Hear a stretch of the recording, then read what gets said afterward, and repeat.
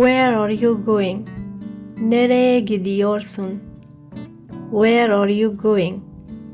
Where are you going? We are going to the market. Biz markette gidiyoruz. We are going to the market. We are going to the market. We are going to the market. What sort of girl is she? O nasıl bir kız? What sort of girl is she? What sort of girl is she? What sort of girl is she? He is very innocent. O çok masum. He is very innocent. He is very innocent. He is very innocent. She is very ignorant. O çok cahil. She is very ignorant. She is very ignorant. She is very ignorant. She is very stupid. O çok aptal. She is very stupid. She is very stupid. She is very stupid. He is very loving. O çok sevgi dolu. He is very loving.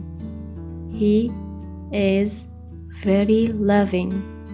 He is very loving. It's hard to believe. İnanması zor. It's hard to believe. It's hard to believe. He is very smart. O çok akıllı. He is very smart. He is very smart. He is very smart. It's quite impossible.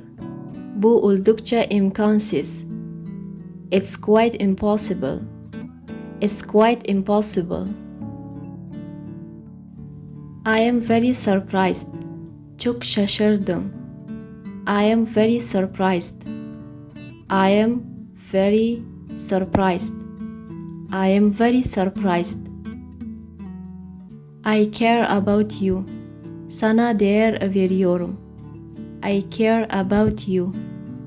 I care about you. I care about you. I can't believe this. Buna inanamıyorum. I can't believe this. I can't believe this.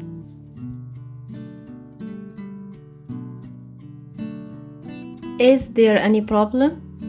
Problem var mı? Is there any problem? Is there any problem? I am leaving this house. Bu evi terk ediyorum. I am leaving this house. I am leaving this house. You are having a misunderstanding. Bir yanlış anlaşılma yaşıyorsunuz. You are having a misunderstanding. You are having a misunderstanding. I have complaints. Şikayetlerim var. I have complaints. I have complaints. I have complaints. I have no idea. Hiçbir fikrim yok. I have no idea. I have no idea.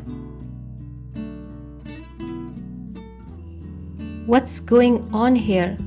Burada neler oluyor? What's going on here? What's going on here? What do you do? Ne yapıyorsun? What do you do? What do you do? Thanks for watching. If you like this video, please don't forget to subscribe.